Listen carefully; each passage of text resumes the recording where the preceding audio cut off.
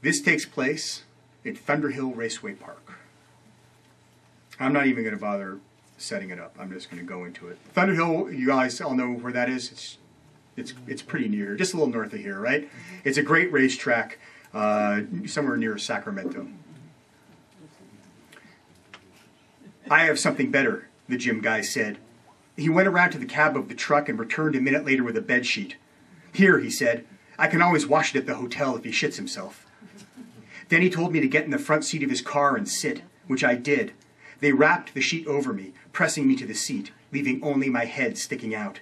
They somehow secured the sheet tightly from behind. Too tight, Denny asked. I was too excited to reply. He was going to take me out in his car. I have to interject here for a second.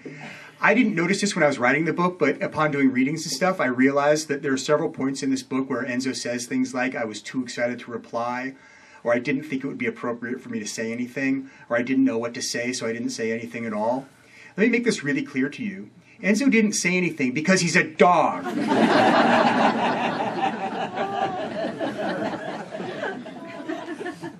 Denny walked around to the driver's side. He took his helmet out of the back seat and squeezed it onto his head. He got in the car and put on his seatbelt. 1 bark means slower, 2 means faster. Got it? I barked twice.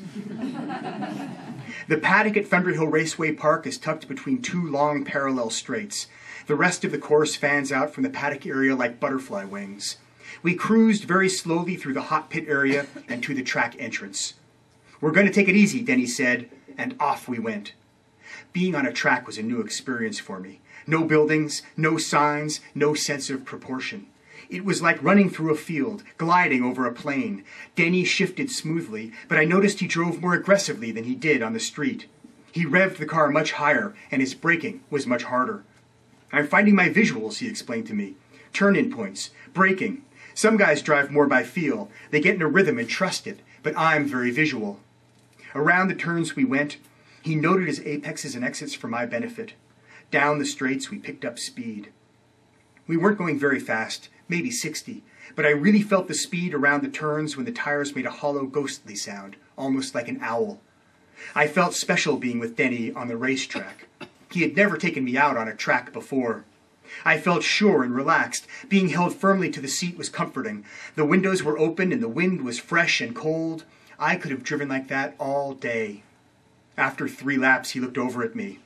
Brakes are warm, he said. Tires are warm. I didn't understand what he was getting at. You want to try a hot lap? A hot lap? I barked twice. Denny laughed. Sing out if you don't like it, he said. 1 long howl. He firmly pressed the accelerator to the floor. There is nothing like it. The sensation of speed, nothing in the world can compare. It was the sudden acceleration, not Jim's bedsheet, that kept me pinned to the seat as we gathered speed and flew down the first straight. Hold on now, Denny said. We're taking this at speed. Fast we went, hurtling, faster. I watched the turn approach, scream at us until we were practically past it, and then he was off the accelerator and hard on the brakes. The nose of the car dove, and then I was thankful for the sheet, because without it, I would have been thrown against the windshield. Slow, slow, slow. The brake pads held the rotors as tightly as they could, burning from the friction, the heat being thrown off the calipers, the energy dissipating. And then he cranked the wheel left, and so smooth but without pause, he was back on the gas, and we were pushing through the turn, the G-force shoving us toward the outside of the track, but the tires holding us in place. They were not hooting, those tires. No, the owl was dead. Those tires were shouting, screeching, howling, crying in pain. He relaxed on the wheel at the apex, and the car drifted toward the exit, and he was full on the gas, and we flew out of that turn and toward the next and the next after that. 15 turns at Thunderhill. 15. And I love them all equally. I adore them all. Each one is different, each with its own particular sensation, but each so magnificent. Around the track we went, faster and faster, lap after lap. You okay, he asked, looking over at me as we sped nearly 120 miles per hour down the back straight, and I barked twice. I'm going to use up my tires if you keep me out here, he said. 1 more lap. Yes, 1 more lap.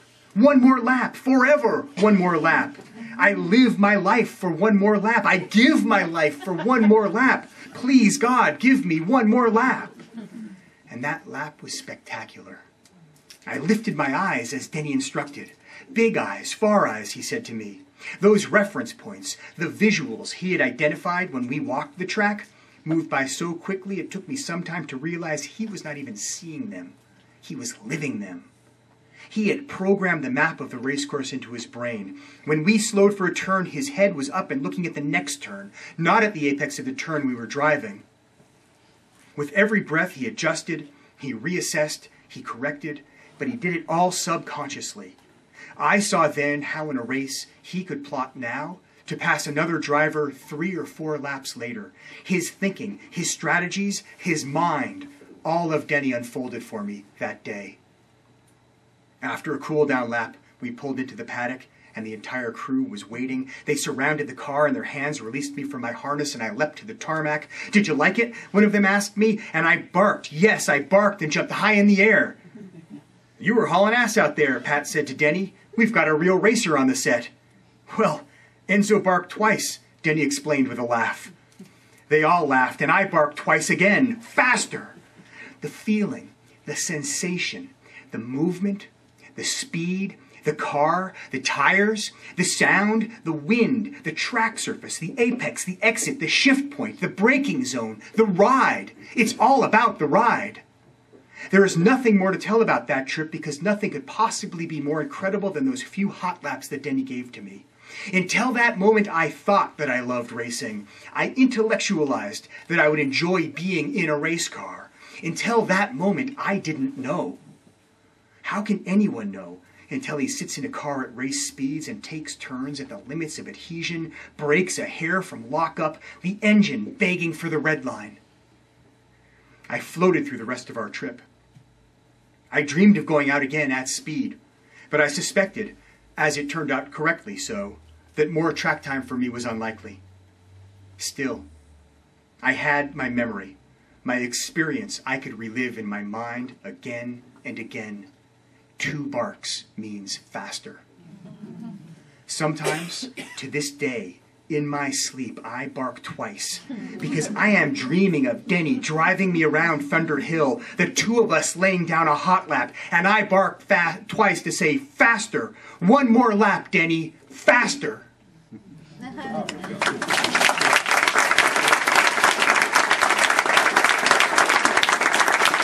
Thank you. This concludes the audio portion of our program.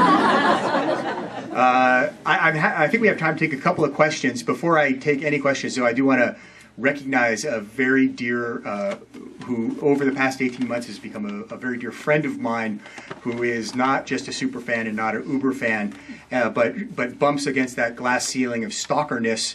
Michael Ozaki in the back, ladies and gentlemen. He has traveled to see me far and wide. He gets the long distance award. He's seen me in multiple states. I can't quite shake him whenever I'm in California. So I thank you, Michael, for showing up. I appreciate it. Any questions? Yes, ma'am. The reason I picked that book up to read was because it did say it was narrated by a dog. That was the whole appeal for me. And it was one of the best books I have ever read, and all my friends and relatives that have been reading it say the same thing. Well, thank you. Her comment was that she picked it up because it was narrated by a dog. So you know what? I found that sometimes people are more willing to do things than maybe, I guess, decision makers. I've traveled a lot for this book. I've done a lot of readings, and I've pretty much determined that about 96% of the reading public is happy to suspend their disbelief and accept a dog as a narrator. It was just unfortunate for me that the other 4% happened to be reviewers for major newspapers.